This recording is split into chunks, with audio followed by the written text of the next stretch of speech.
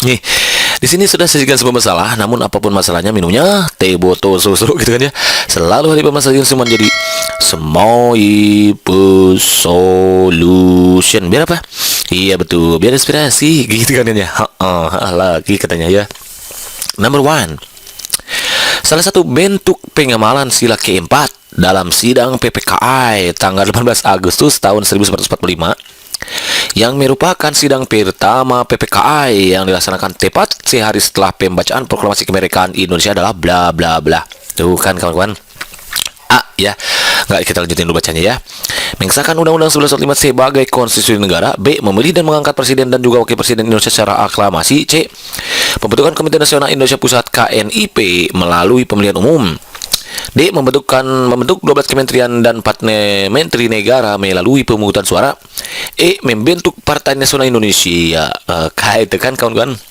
Jadi sejarah Indonesia baik itu BPKI itu kan kawan-kawan sudah Maki buatkan videonya ya, video pembelajarannya. Kemudian juga ada PPKI, kemudian ada sejarah tiga serangkai, kemudian ada sejarah proklamasi kemerdekaan Indonesia, sejarah proklamasi kemerdekaan Indonesia SPKI gitu kan ya. Kemudian ada sejarah Budi Utomo, Maki buatkannya Budi Utomo. Kemudian juga ada sejarah SDI ataupun SI, sudah lengkap di sana. Nah, semua ini tentunya harus dikuasai. Kenapa? Karena kita tidak tahu jenis soal mana yang akan keluar gitu. Namun kalau kita sudah membaca, banyak tahu, banyak belajar, itu kan wawasan kita jadi luas. Kalau wawasan kita luas, maka nanti insya Allah kita akan bisa menjawab soal yang diberikan. Seperti atau kayak contoh yang Maki berikan berikut ini. Nih. Jadi di sini memang yang ditanyakan adalah pengamalan sila keempat. Di mana kata kunci sila keempat itu, sebagaimana Maki katakan beberapa pertemuan yang lalu, sila keempat itu kata kuncinya adalah demokrasi, kawan-kawan. Jadi kerakyatan dipimpin oleh kebijaksanaan dalam persuatan perwakilan demokrasi atau musyawarah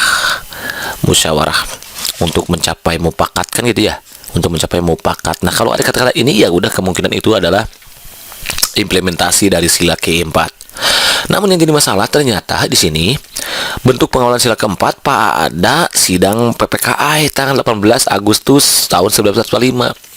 Otomatis dong kawan-kawan, berarti kita harus tahu sidang PPKI, kan? Jadi nggak ada yang sia-sia kalau kita belajar ya. Semuanya insya Allah akan berguna itu. Seperti kita ketahui bahwa di video-video Maki sebelumnya bahwa sidang PPKI itu ada 3 kali, walaupun beberapa buku menyatakan 4 kali pokoknya ya. Silahkan kawan-kawan yang penting tahu aja yang mana karena nanti soal nggak mungkin keluar kedua soal yang berbeda gitu kawan-kawan, pasti nanti tujuannya sama. Sidang PPKI yang pertama itu ada tanggal 18 Agustus kan, sidang yang kedua tanggal 19 Agustus, kemudian yang ketiga ada 22 Agustus. Nah, untuk mengetahui untuk menjawab soal ini berarti ya udah kita harus tahu apa? Tahu isi dari hasil sidang tanggal 18 Agustus tahun 1945 ini. Yang katanya hasil sidang itu mencerminkan sila keempat gitu pengamalannya gitu kan ya. Yang A mengesahkan Undang-Undang 1945 sebagai konstitusi negara. Apakah dia memang masuk ke hasil sidang tanggal 12? Masuk kan? Masuk. Tapi sayangnya di sini tidak ada kata-kata demokrasi. Berarti ini wrong. Dia masuk tapi enggak tepat gitu, wrong ya. Yang B, memilih dan mengangkat presiden dan juga presiden secara aklamasi. Apakah dia masuk hasil sidang tanggal 18? Masuk. Kira-kira dia mencerminkan sila keempat nggak? Nah, bisa jadi karena di sini ada kata aklamasi gitu kan ya.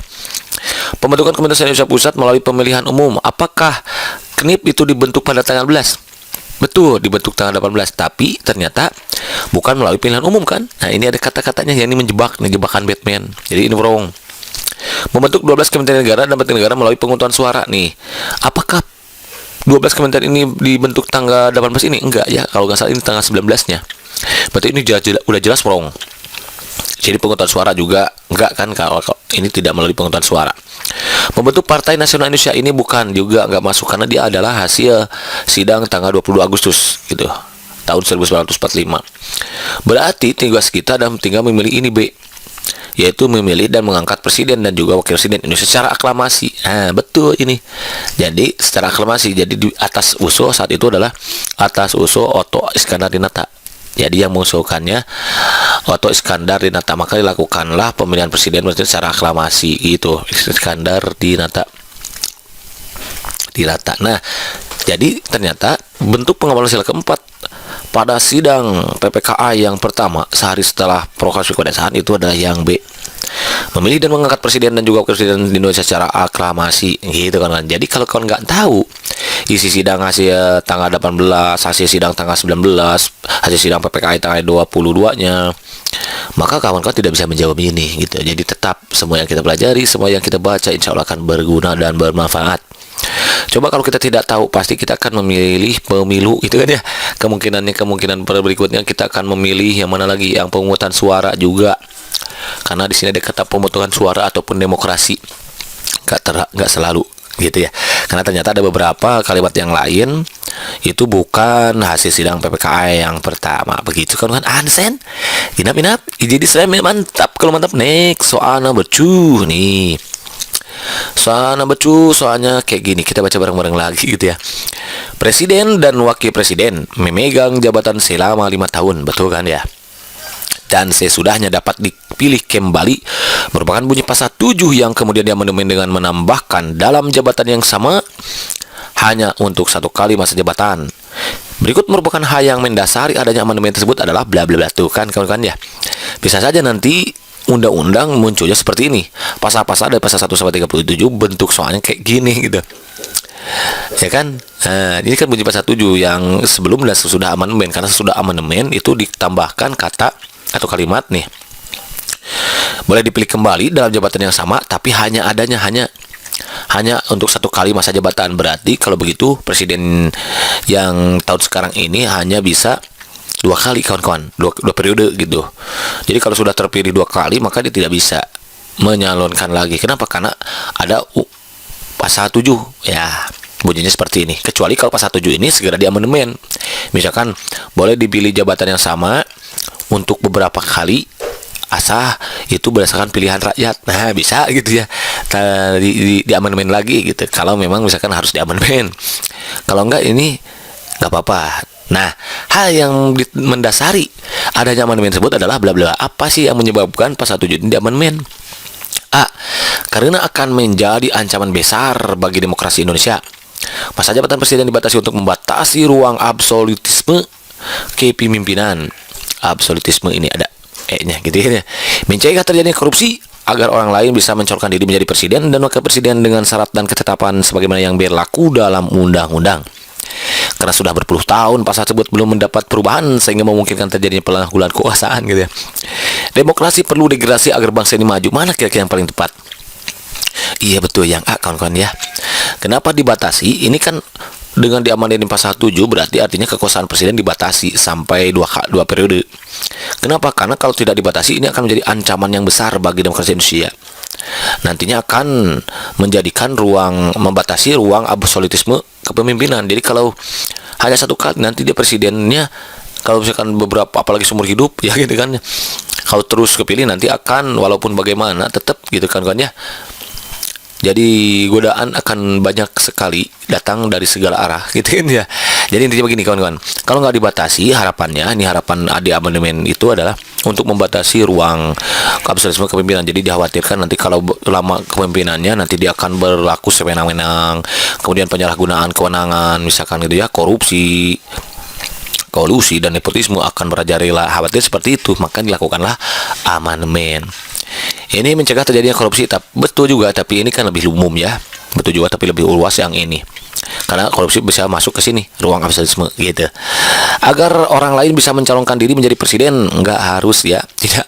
Tapi tidak itu yang menjadi hal utama. Ya, tidak hal ini yang menjadi utama bahwa untuk memberi kesempatan kepada orang lain untuk mencalonkan diri untuk menjadi presiden itu tidak yang utama, karena yang utamanya dari ini membatasi ruang absolutisme kepemimpinan agar tadi sewenang-wenang dan penyalahgunaan kewenangan gitu. Karena sudah berpuluh-puluh tahun pasal tersebut belum mendapatkan perubahan yang bukan lagi ya ini ya, sehingga mungkin terjadi penyalahgunaan kekuasaan. Ini betul sih penyalahgunaan kekuasaannya, tapi ini kurang tepat ininya ya. Ini sama. Demokrasi perlu regenerasi agar bangsa Indonesia ini bisa maju. Betul ini juga. Tapi yang semua ini mau sudah mengcover yang segalanya ya, korupsinya, regenerasinya gitu kan ya, demokrasinya semua sudah tercover. Jadi kalau begitu jawaban yang paling tepat itu yang A, begitu kan? Understand? Inap. Jadi mantap. Kalau mantap, next soal number 3, the last number nih. I'm sorry, Maki hanya bisa berbagi 3 soal dulu untuk sementara ini. Insya Allah di beberapa jam kemudian atau beberapa waktu kemudian Mak Aki akan buatkan juga soal-soal TWK yang lebih hotnya gitu kan ya. Mang Aki merasa malu dan kurang percaya diri kalau berkumpul dengan teman-temannya. Tubuhnya kecil, mungil, dekil gitu ya, dan mengeluarkan bau tak sedap. Wow, gitu ya.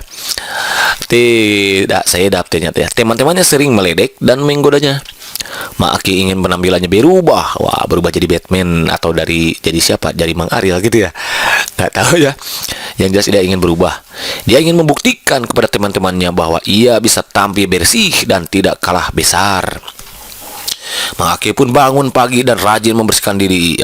Jadi untuk mengatasi semua masalah ini, Mak Aki bangun pagi dan rajin membersihkan diri, mandi gitu. Yang asalnya 1 jam jadi 3 jam mandinya gitu ya.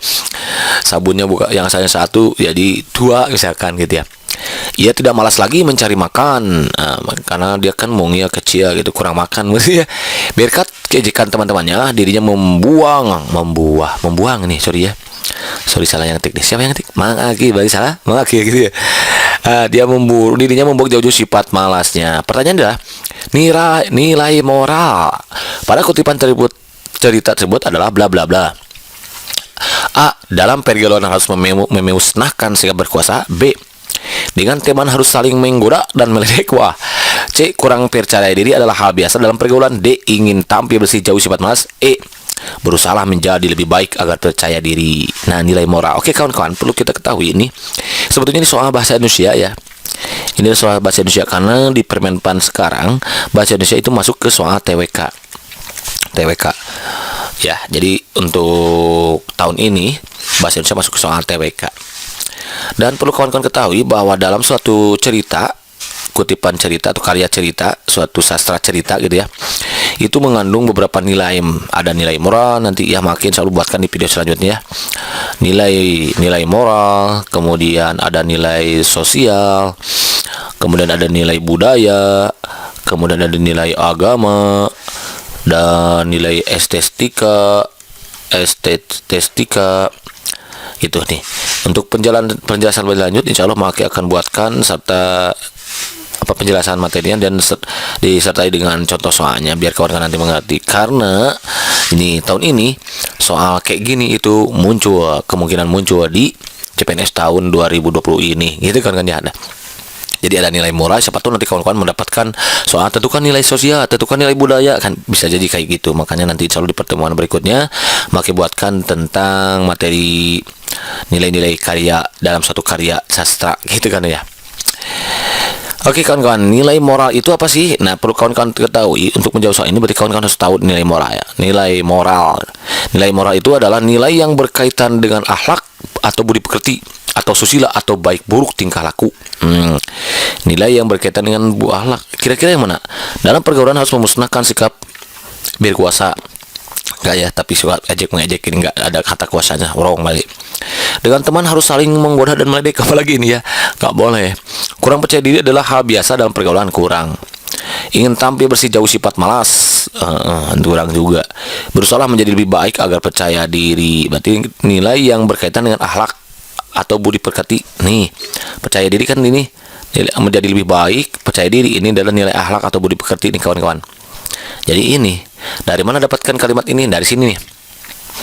Mak Aki ingin membuktikan penampilannya berubah. Dia membuktikan Mak Aki pun bangun pagi nih dia. Mak Aki pun bangun pagi dan rajin membersihkan diri. Ia tidak malas lagi mencari makan. Berkat ejekan temannya, dirinya membuang jauh-jauh sifat malasnya gitu. Jadi karena yang ditanyakan nilai moral yaitu nilai akhlak budi pekerti, ya ini berarti ya berusaha menjadi lebih baik agar percaya diri. Masuknya percaya diri nih. Nah, ini maksud malas, tak ingin tampil bersih jauh sifat malas. Ini kurang enak ya, kurang tepat gitu. Ingin tampil bersih jauh sifat malas gitu ya. Karena malas itu kan tidak harus selalu bersih saja, bisa jadi untuk misalkan untuk mendapat nilai tinggi jauh sifat malas, bisa aja kan kayak gitu. Kurang percaya diri adalah hal biasa, ini apalagi gitu ya. Jadi kalau begitu jawaban yang paling tepat itu yang begitu kan Ansen. Inap jadi mantap.